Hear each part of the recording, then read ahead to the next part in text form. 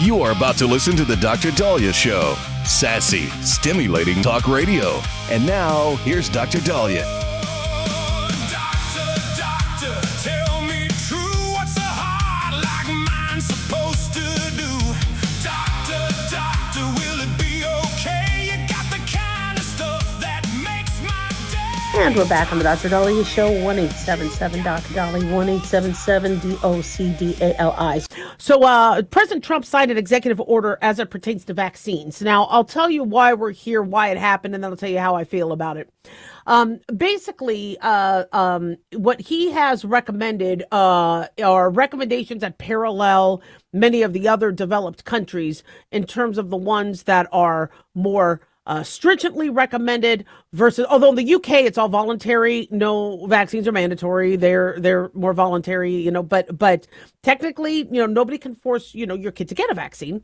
We recommend it strongly because children are not dying of childhood illnesses and like they used to. I think Abraham Lincoln, of his 4 children, only one made it to adulthood. I mean, we have been able to progress where we now don't have polio and typhoid and things that are killing kids to the degree that they used to.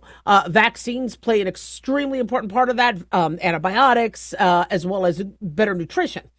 But what has happened is we've had so much vaccine hesitancy and politicization of vaccines that there's been calls to, why aren't we doing what Denmark does and UK does and Germany does? And then, even though I do not feel vaccines cause autism, we have higher rates of autism in America than we do other countries. And so obviously there's been some calls to, can we reevaluate what we're doing and ensure that we are paralleling other developed countries who might not be as afflicted in terms of their incidence and prevalence with, issues. And so that's where this is coming from. So what Trump has said is, by the authority of the president, by the authority vested in me as president by the Constitution and the laws of the United States of America, it is hereby ordered that the pursuant to the presidential memorandum of December 5th, 2025, aligning United States core childhood vaccine recommendations with best practices from peer developed countries, the HHS completed a scientific assessment which identified a set of consensus vaccines that are consistently recommended in all peer countries and found that the United States currently recommends more childhood vaccines than any peer nation, including more than twice as many vaccine doses as some European nations. Some children may get up to, I read up to 123. I think it's more like 88 to 90 vaccine doses in America, whereas other countries it's 50 or to 60 at the max. So, obviously, this is something that is going to get some scrutiny under this administration. They said the scientific assessment also found that instead of implementing vaccination mandates, most peer nations maintain high childhood vaccination rates through public trust and education. I do agree with that.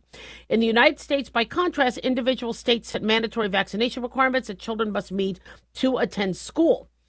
So he said, committed to the federal government to ensuring that Americans are receiving the best scientifically supported medical advice in the world. He wants to also protect religious liberty and parental authority. And so he is taking further action to reaffirm that it is the policy of the United States that the core childhood vaccine recommendation should be aligned with scientific evidence and best practices from peer developed countries while preserving access to vaccines currently available. So in terms of immunizations, they say, based on consultation with his advisors and review of available scientific evidence, it is hereby declared that the United States recognizes gold standard childhood vaccine recommendations informed by the 3 distinct categories of childhood immunization recommendations. So all children, they recommend the measles, mumps, rubella, diphtheria, tetanus, pertussis, polio, Haemophilus influenza type B, which can cause meningitis and other severe illnesses, pneumococcal disease, human papillomavirus, and varicella. So these are at least the 11 recommended. For high-risk group populations or anybody who wants them, the RSV virus, hepatitis A, hepatitis B, meningococcal B, meningococcal ACWY, and dengue. And then immunizations based on shared clinical decision making between you and your doctor, hepatitis A, B, rotavirus, meningococcal disease, influenza, and COVID-19. So they're not banning these vaccines. They're not saying nobody can even touch the vaccines. They're not saying the vaccines are bad. They're saying, look, these are the ones that we recommend, just like Denmark does and Germany does and UK does. These other vaccines that we have, they're good, but it's up to you if you want them, or if you're high risk, we recommend them. And so one thing, though, that I did disagree with President Trump on was the splitting up of the vaccine. So he wants the MMR split up into measles given individually, mumps given individually, and rubella individually. That's going to be a little difficult. And the reason why, and I understand the MMR has been behind the 8 ball with a lot of scrutiny because people have been concerned about that. And one of the reasons why people are like, why the MMR? Well, the MMR you don't get until you're a little older. Okay. And so as opposed to the 2-4 months where you can't tell, many parents after the MMR who anecdotally thought there was a reaction was able to see the way their kid communicated, the way the child acted. And so the MMR was brought up, even though time and time again it is proven to not cause autism. Many parents thought that the MMR was based on its thimerosal, which we no longer do anymore. But they felt that the MMR was more of a concern. Now, they tried to make a quadrivalent MMR vaccine, and they had to stop it because there were side effects. So obviously, scientific review is suggesting, well, what if we give the shots separately? And Trump has been advocating for that. The problem is if you're trying to get people to trust and take vaccines, but do fewer of them, you're now taking that MMR that you give at 1-year-old and 4 years old, and now splitting it up times 3. That's going to that could actually make people less willing to come in. I do understand that a lot of people are getting the MMR, even though they might have already been exposed to measles, mumps, or rubella. So I do understand and appreciate, look, if you don't need a component of it, why get it? But the combined vaccines minimize how many times a child has to be injected. So if the argument is these kids are getting too many injections, but then you're expanding more, then that could be an issue. I think we're coming up on the end. I'm sorry, I'm having some trouble with my feed. We're going to continue this conversation. Don't go away. 1-877-Doc-Dolly.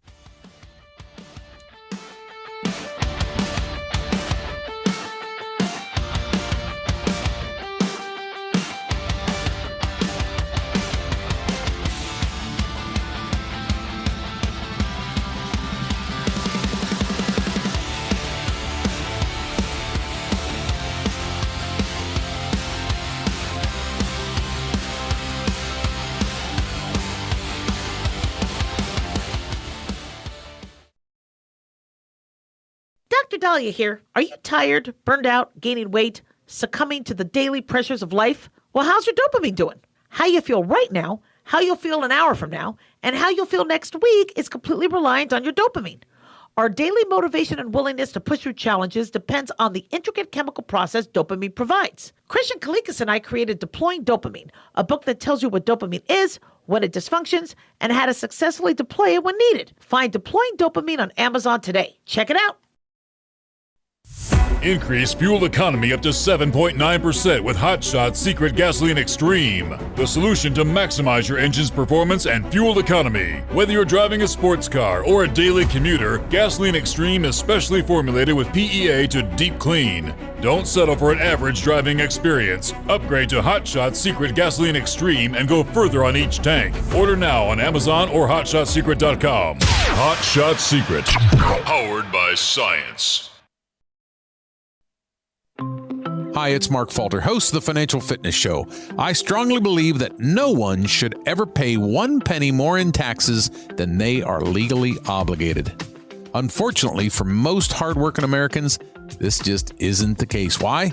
Because most people spend more time planning next weekend's getaway than trying to ensure they're going to pay less in taxes. My financial fitness team has put together some materials that I know are going to help you. It's the Tax Savings Kit. Tax Savings Kit includes 3 things: free tax analysis, top 10 ways to pay less in taxes, and an investor's guide to taxes. Now, how do you get it? Simple. 866-764-2635. Again, 866-764-2635. I'm Mark Falter. This is Financial Fitness, making personal finance profitable.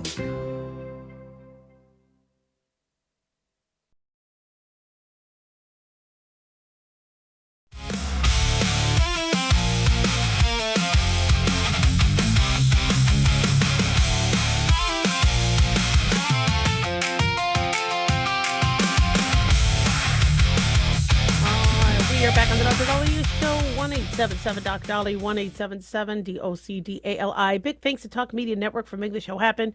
Big thanks to Daniel, our producer, and big thanks to y'all for tuning in. We really do appreciate it. Don't forget to follow us on Twitter or X at Dr. Dahlia, Facebook, The Dr. Dahlia Show, and on YouTube. Click like and subscribe. So one thing you're hearing from the DSA is tax the rich, tax rich. Also, you hear from the DSA, power of the people, power of the people. So it'll be interesting to see what they think of the new vaccine executive order where Trump gives more power to the parents. So it'd be interesting to see where they stand on that. But you hear DSA, keep saying we're going to tax the hell out of the rich. And I guess one of the heads of the DSA was actually interviewed. What does that mean? What exactly are the specifics of that? And she couldn't answer. Yeah, it just guys, just say this and get yourself elected. Tax the rich, tax the rich, tax the rich. And they think it's popular because the average person isn't rich. So they're like, whew, good. So we're in the clear. Yeah, he's rich. He's rich. Go find Elon Musk. Go find Bill Gates. Tax the hell out of them. Tax the hell out of Obama. Tax the hell out of Trump. Tax the hell out of the Clintons. Tax the hell out of the Bidens. And then we're going to get all this free stuff. It doesn't seem to work that way. Well, Mondami decided to act on one of his DSA campaign promises with his pet-a-tier tax, which is people's quote-unquote second home. And if they have a second home over $5 million, they're going to pay an additional tax, a pretty hefty one. And what he did was, which was so stupid, is he doxed them, not only during one of his commercials, but he does a public list of everybody who may have their second home there and who would be then ripe for this tax. Well, people are suing, and a judge has actually ordered them to take that list down. That's not very safe for people. And it doesn't mean the tax isn't going to go through. Mayors, city legislatures, taxes can come. And if he wants to tax the rich, he's going to tax the rich. But there's a process, and that's what these lawyers are going after. You can't really just dox people, say, okay, we're going to randomly say that your apartment is worth $5 million when it's not. These property values are very subjectively deduced. And so where's the objectivity to this? But what's very interesting is what many wealthy people then are doing, whether it's California, whether it's New York, is they're saying, well, then I'll just leave. If you're going to tax me, I'll leave. Now, this isn't Nazi Germany, where you want to get rid of people and by discriminating against them, and I'm not playing a violin for rich people, but saying, well, we're going to tax the rich and then we're going to get everybody to leave. Well, that doesn't increase your tax revenue. So when a wealthy person lives in New York, and I'm not wealthy and I don't live in New York, but my guess is if you have a home there, then you're hiring somebody to clean it. You are paying the doorman. You're also paying electricity. You're also paying for water. You're paying for sanitation. If you're there, you're probably buying food. You're probably going out to eat. You might actually be paying for a car service or for your car. So a wealthy person is putting money into the system. I've been studying the Great Depression and Civil War and other things. I like history, and I've been studying a lot of what happened. And the big thing that would wreck the economy is people not spending money, people not putting money into the system. And so here you are with your narrative and your platform of tax the rich. We're just going to make rich pay more. Well, if the rich leave and they're not buying food, they're not buying supplies and toilet paper, they're not hiring housekeepers, they're not spending money there, that tax that you were trying to get out of them is minimal compared to the money that they were spending and pumping in to your city. They're not going to Madison Square Garden. They're not watching the Knicks. They're not, going to game there. And so, is anybody kind of calculating that? And so the problem I have with the DSA is they know that that you can't do Medicare for all. The trillions and trillions of dollars you'd have to spend a year, where are you getting that money from? Not to mention, are people going to actually get the health care they want? All right. Yeah, they got a card in their wallet. That's what happened with Obamacare. They got a card, but they couldn't find a doctor to see them. So they're promising and promising and promising. They're going to try to get in the election. In fact, you're seeing, you're seeing these candidates start to back off, going, "Oh, no, I'm not for socialism," even though we have them on camera and we have audio of them saying to do this, and this. And you see them, especially with Hassan Piker, who thinks 9/11 should have happened and Hamas's rapes and murders are justified. Very, very scary candidates out there. But they're promising the world, saying, we're just going to tax the rich. We're going to tax the rich. When somebody kind of presses them on it, go, but how are you doing that? And then how does that make more money? How does that bring more money in? It doesn't. So, colleges, I'm not a big fan of academia because I think they're overcharging students and the government keeps giving them more and more money through the student loan program. So they keep, cranking up their tuition, but how they did things might be something the way Mamdani and these other mayors and DSA leaders want to do. So the taxing the rich doesn't work for academia, okay, because they don't have the ability to tax. And even though they can crank up premiums and tuitions and try to get the money out of government, they're only getting so much out of the student. So instead, what they did is they tried to appeal to donors. And they say, look, you're going to get a name on this building. You're going to get a name on this scholarship. So that money is going to be free advertising for you. And this is something I've always brought up. The billions of dollars we spent on Obamacare a fraction of that could have gone to free clinics in all the cities and all the towns. And you could have, hooked up with Banner Health or Mayo or United to get their name on these buildings by donating. Old CTs, old MRIs, old X-ray machines that people are being swapped out for the newer and the better. You could supply them in every city center for access. And then your doctors, if they could get out of CME and get out of some of their costs, for their medical licensing, they donate a day a month to the clinic. You could pay for the nurses with the trillions of dollars you're spending on Obamacare, and you actually could have clinics that people could go to, and you could charge $5. Why does everything have to be free? Right? Get some skin in the game for people who could pay $5 for their visit. But part of that would work when you have the rich that just don't want to be taxed ungratefully and punitively. But they go, look, you will be honored by this. You give us $1 million because you're paying for the X-ray room or you're paying for this. Your name's on it.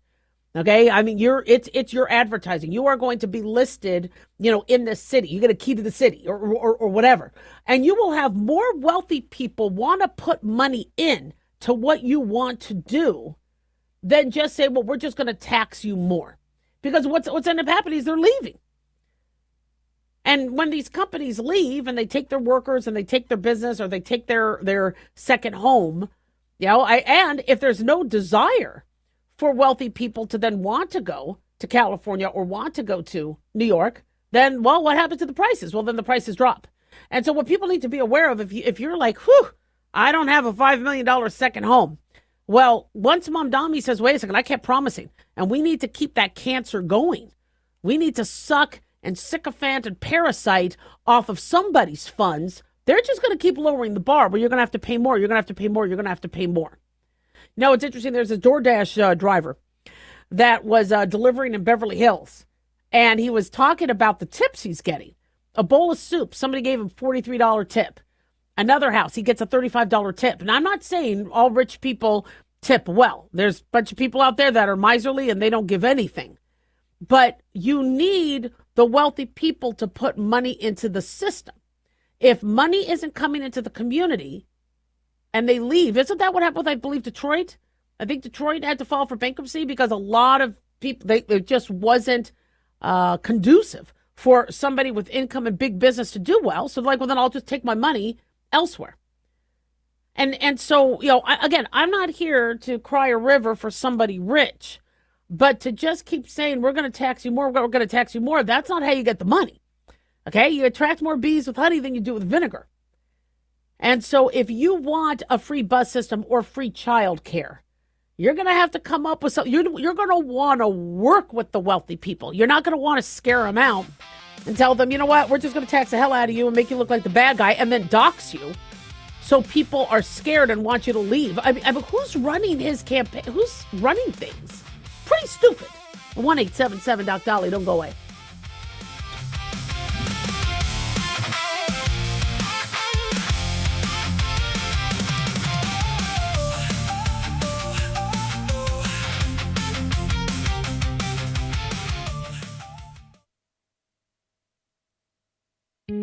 Looking for a gift that can actually help secure someone's future? It's Mark Falter's new book, Common Sense Income Strategies. It makes the perfect gift for that special someone in your life. Mark has helped thousands of hardworking Americans secure their financial future by using time-tested strategies that continue to create wealth, whether the market is up or down. Strategies that will make perfect sense once you take the time to read this powerful book. Common Sense Income Strategies brings to you what Mark has been teaching in person and talking about on the radio for decades. You've worked too long and too hard not to see the fruits of your labor. To learn how to receive your free copy, call 866-764-2635. That's 866-764-2635. Secure your future with Common Sense Income Strategies by Mark Falter. Again, to learn how to receive your free copy, call 866-764-2635. That's 866-764-2635.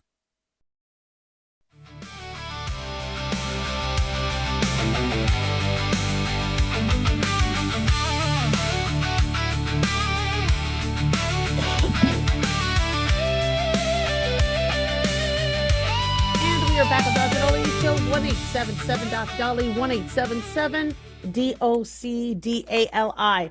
So, if this was the 1950s and you said that there's going to be a female basketball team, professional basketball team, you'd be like, really? And they're going to make money and people are going to, yeah, they're actually doing pretty damn good. And then also in the 1950s, you'd say yes, but they're going to have difficulty defining what a woman is. You'll be like, say what? What? Well, here we are today in 2026, where the WNBA now has to create a task force to figure out what they're going to do, because if they are in support of transgender kids and transgender rights, it's only a matter of time that they are going to be met with the issue of, are we going to let men play against our women? And with Royce White and Inez Cantor Freedom saying, I'm going to put my name in the ring. I want to be considered for the WNBA draft. It's lucrative. There's money. They're going to get a lot of attention, and they're going to probably help the team win. Now the WNBA is like, oh, wow. Now, I don't think the WNBA is upset about any of this, because they have never been in the media as much as they are now. And I really feel for the players. If you've ever been to WNBA game, these women rock it. I mean, wow. They are just, it's a phenomenal game. Yeah, and I understand. I love men's sports. I watch NFL, NHL, basketball. In the NBA, man, I'm a fan of sports, and I don't have time to watch. Also, they don't play them. I try to watch our aces. It's not simulcast in Vegas. I'm like, how can I even see our team? So the WNBA has gotten sidelined a lot. Why? Because people don't take women's sports as seriously as men's sports. And also, these men, they really battle it out. And you watch LeBron James do his thing, damn. But they're getting into the news and they're getting attention because these women can fight. These women can go after each other. And unfortunately, we see some pretty dangerous moves that are getting players ejected. Don't think women play nice. I mean, they could scratch and leap and dislocate and fracture just like anybody else. But because players and coaches wanted to dip their toe in the political pool, now people are saying, well, put your money where your mouth is. And you have a lot of individuals who have spent a lot of time and a lot of money supporting women to get women to the point where we have a WNBA, where now you have teams all over. You got Chicago Sky, you got Indiana Fever, the Minnesota Lynx, Seattle Storm, Las Vegas Aces. I mean, you got just, these phenomenal teams. I haven't put my futures on yet. I haven't. I got to tell you, I've been kind of watching. I've been waiting to see because I usually like to. What I like is I put money on a few teams and then they both end up being in the championship. So no matter what, I just get to kind of sit back and go, all right, I win no matter what. But you have people that have been like, look, I've supported, financially with blood, sweat, and tears. I've supported these women. They're here, and then now you're going to replace them with men. So how does a WNBA coach be pro-transgender rights and transgender kids, but then sideline her female players by drafting men, biological men? And so the WNBA now is starting to get a little forced because of Royce White and Inez Cantor Freedom. And then also I think Clay Travis said, look, let's put the WNBA up against a high school boy team. And whoever wins, I give $10 million. I don't think they're going to fall for that. I don't think they're going to go for that. It's a great, challenge, and it's nice to get money. But, remember, the player, I want to protect the players. Many of these players do not want to be embroiled in politics. Leave Caitlin Clark alone. Leave the coaches alone. If they feel one way or another, look, it's our right in America to have a political opinion. It's our right to have an opinion. But the problem is these players are getting distracted. If I was the coach of a WNBA team, all right, I would be like, guys, what do you need? All right, is this noise? Is this distracting you? You have to talk to reporters. Is this bothering you? Is this a distraction and an obstacle? And if my players said, yes, can you please leave politics, the flip out of it, like we start to see with the Olympics? These Olympians are just trying to win a medal. They're starving. They're on strict diets. They're sleep deprived. They're jet lagged. They're trying to, and somebody is trying to push, well, you're wearing an American flag. How do you feel about that? Leave them the hell alone. And so if I was coach and my players like, look, please just let us play basketball. Please. All right. Just field the politics. I just want to concentrate on basketball. That would be my focus, because it's not easy to be a pro sport athlete. It's not easy at all.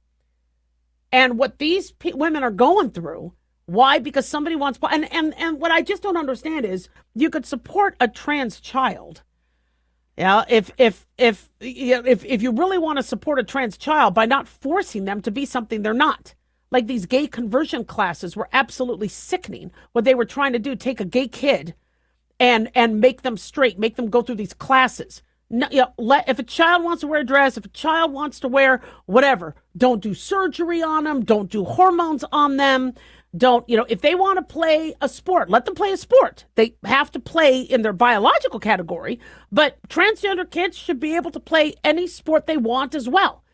It's just, if you have a WNBA, and you have a men's NBA, there's a reason for that. And it's because there are physical differences. Why do we tell boys they can't hit a girl? Well, equality. Shouldn't they be able to do whatever they want? No. It doesn't matter how equal we believe men and women are. Boys are never allowed to hit a girl. Girls shouldn't be hitting men also. But why do we do that? Because an 8-year-old boy could clobber an 8-year-old girl. A 5-year-old boy could do some damage. Now, me, when I was 5, I could do some pretty good damage. But we say boys can't hit girls because their strength supersedes the average girl. And there's danger. So when you saw that technical foul that, that happened to Sophie Cunningham, where her neck got hyperextended, if a man did that, he could decapitate her. He could, I mean, women could too. Women have that power. But we have a safety issue. This has nothing to do with being pro-LGBT. I'm very pro-LGBTQAI plus rights. But there's common sense. And the funny thing is the average transgender individual doesn't really want that. The average transgender individual doesn't want you to go, wait, are you a girl or a boy? They just want you to identify them as how they identify. And they don't want to be making, all this attention and negative, publicity about them. But it's these other individuals that want to push this narrative, trying to make it look like they're so inclusive that they actually are hurting the community they're trying to help, and they're also hurting female athletes. So now the WNBA has to define what a woman is. Right now, the rules are you play in the WNBA if you're a woman, you play in the NBA if you're a man.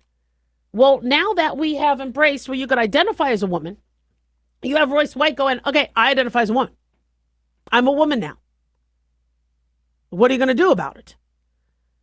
And of course, he's not going to get, not drafted because of his stats.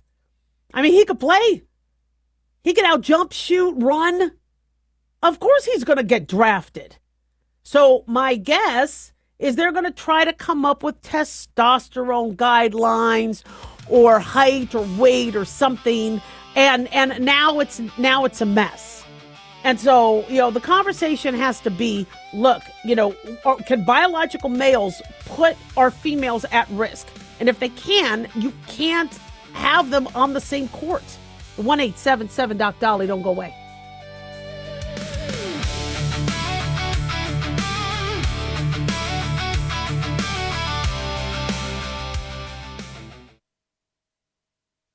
Hi guys, Dr. Dahlia here. Addictions can sneak up on us and come in many forms. Whether it's drugs, alcohol, sex, video games, porn, or something less obvious such as food, internet, or shopping, addiction can seem innocent at first and then evolve into an insurmountable evil. In our book, Addiction Basics, Caitlin Kalikas and I dive into the common addictions and provide tips for identifying and preventing these before they sneak in and take over our lives. Addiction Basics can be found on Amazon or my website, drdahlia.com. Check it out. Lisa Wolf here to tell you about our newest website for old-time radio lovers. It's 100radioshows.com. At this site, there are 5 old-time radio shows waiting for you to download free as our gift to you. And be sure to browse the additional 700 old-time radio shows available to you for 70% off by using the promo code RADIO at checkout. This is a limited-time offer, so log on to 100radioshows.com. That's 100radioshows.com. Hey, America. How tired are you of mainstream corporate media's biased narratives and manipulated news? Their dishonesty and attempts to influence this generation have been exposed, put on display for anyone who's even half paying attention. But the New American Magazine has been an honest source of news and commentary for over 50 years. This is your opportunity to receive the stalwart of principled journalism at a deep discount. Picture a beautifully published magazine arriving at your doorstep twice a month, packed with insightful stories written with integrity. It's also available digitally on the New American's mobile app. Get up to speed with intelligent coverage from a freedom perspective. Right now, for a limited time, the New American is available to radio listeners at a 25% discount on a new subscription. Visit thenewamerican.com/radio25 and receive 25% off. Subscribe today at thenewamerican.com/radio25.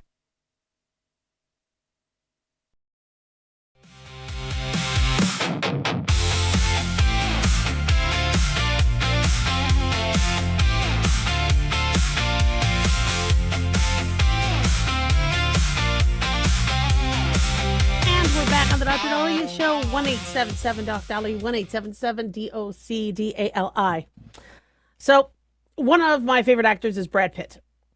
And he had opened up about when he was married to Jennifer Aniston. He would drink a lot and smoke pot regularly. See, if he was married to me, it wouldn't have happened. I would have kept him very busy. He wouldn't have time to just sit on the couch and smoke. We would be off to Lake Como and Paris and hiking in Tibet. We would just be doing so many different things. But anyway, that's me and what I would have done for Brad Pitt.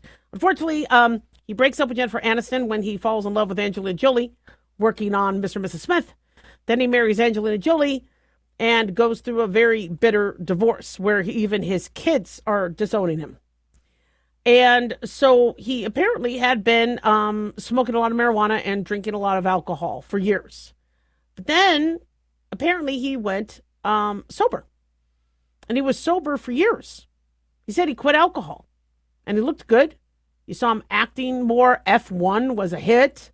Still looks fantastic. But unfortunately, he said he's off the wagon. He's not drinking as much, but he's off the wagon. And so people always ask, can you do that?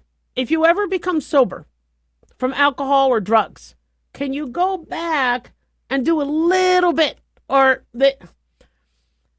In my experience with patients, you can't.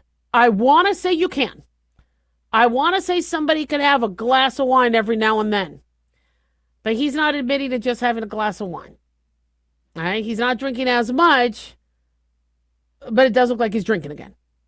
You're either sober or you're not. You're either pregnant or you're not. So, I'm not as optimistic, and I'm worried about him because he's handsome, and I like Brad Pitt a lot. So in a interview he had done, and let me see if I can give credit where credit's due. Fox News is reporting this. He told Esquire, for the September cover story. He said he approached drinking differently after giving up his sobriety, describing his consumption as more limited than before. He says it's in a more restrained manner. I got overconfident a couple times, went, yep, nope, not good for me, not in big quantities. He also talked about how he really likes mornings. And he said when you're hungover, you're missing mornings. And mornings are very interesting to him. And so drinking and getting hungover and losing out in the morning is not interesting. He said he's been dealing with quote-unquote family stuff since 2016. When he began the divorce process from Angelina Jolie. Angelina Jolie appears not to be as surprised about his drinking because she says he had underlying issues. Now, he was in a lot of pain at one point, and he says, I was never suicidal in any way. It just was not my makeup, he told Esquire. He said, in fact, if I have any afflictions, it's probably being a congenital optimist, which has helped many times, and it's also gotten me. He said, I've walked foolishly head on into a Mack truck because of my optimism. Or as my forever funny friend David Fincher would say, yeah, you see the glass is half full, but it's half full of urine.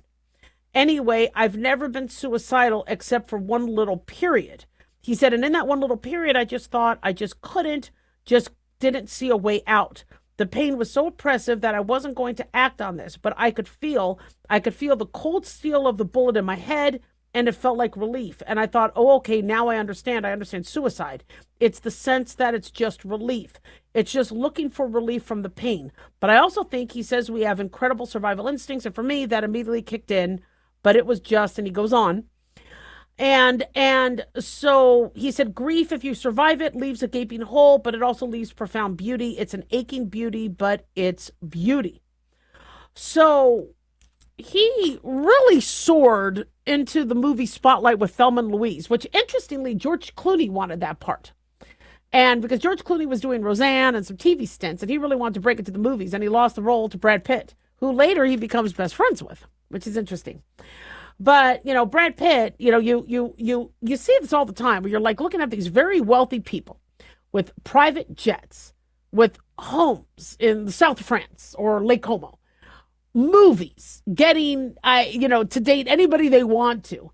And you look at them as, you're suicidal? You're depressed? What the hell is going on? Yeah, and that is why I never really, and I know everyone's like, oh, everybody wants to be famous. No, I had some opportunities. And I'm still being offered some opportunities. And I kind of like the slow and steady wins the race. I'm not a big risk taker. And I know that the fall from fame is hard and it's very rough, even though Brad Pitt will always be famous. You know, he's always going to have money. He has his Plan B production company and all sorts of other things. He has, I think, a winery. But, you know, when just the you know, if you start with addictive things and then you get addicted to fame and then you know, you can really, really fall hard. I mean, look at Chandler Bing, Matt Perry with Friends. Top of his game, making huge royalties on Friends. Somehow turns to ketamine and it's now dead. You know, and you know, is it that he was depressed because he's not in movies anymore and he's not on TV? Is he, you know, and you see athletes also, they fall into a depression. And so, you know, here he is, he's drinking. Now he's not drinking, but he's going back to drinking. Does he think he can control it? Will he be the one person on this earth that can say, you know what, look at me. I could be at the Oscars. I could do whatever. I could, you know, manage my depression. I wouldn't recommend it because I think alcohol could worsen your depression. Also, the reason why, you know, once you're sober, you really should stay with that is because the dopamine is a lot stronger than you think. And that your dopaminergic system, where you wake that up and then it's like, I want more. You know, our brain controls us. We might think our heart does, but it's our brain. And yeah, sometimes we think with the wrong organs, but the brain usually, especially with its dopamine, takes control and takes point. And so I don't know how successful he's going to be. Apparently the kids there was this big fight on a plane. I believe he threw alcohol at him. He might have like taken his glass and like thrown, you know, the fluid. And I don't know what happened, you know, but it was enough where, you know, Angelina Jolie kept custody of the kids and his kids didn't want anything to do with him. And so if you don't have that issue resolved, where you love your kids and you don't have access to your kids, or your kids don't love you, you're not going to overcome your addiction. And the one thing I've learned with life is things just keep getting more and more negative. I talked to a good friend of mine who lost his wife, lost his brother, is dating a beautiful woman, and who now has stage 4 cancer. And he's like, you know, Dolly, it's just one thing after another. And I go, I mean, this is why doctors suffer a lot with depression. I've been very, very blessed to not, but we know too much. And so, you know, we know that bad things are going to happen. You know, I had my 5 kitty cats and I was looking at all 5 kitty cats and they were all there and they were all kind of hanging out and doing their thing. And I remember thinking to myself, you know, this might be the last time I see all 5 of them are going to be like this. It's going to be downhill from here. And then, you know, one by one, the older ones passed. And it's, you know, we know what happens in life. Now, hopefully you have new babies coming, you know, you have grandbabies coming. Hopefully you have, you know, new pets that you introduce in the house and you try to bring on that circle of life. But, you know, if you're just thinking, well, things are going to get better, the odds are things get worse. So you need to, you know, have that optimism. So I agree with Brad Pitt. Being optimistic helps. But, you know, then again, you know, he made choices. Okay. You know, he cheated on Jennifer Aniston with Angelina Jolie. I think it helped a lot of people who were cheated on, because anytime somebody would be in my office bawling that they got cheated on, I go, look, it's not you. They're going to say it to you. But if Jennifer Aniston could be cheated on, anybody can. And so, you know, he wouldn't have cheated on me. But, you know, Godspeed. I hope he overcomes what he's overcoming. But don't think because Brad Pitt can drink, you can. Okay? If you fought for sobriety, keep that. It's gift. 1-877 Doc Dolly. Don't go away.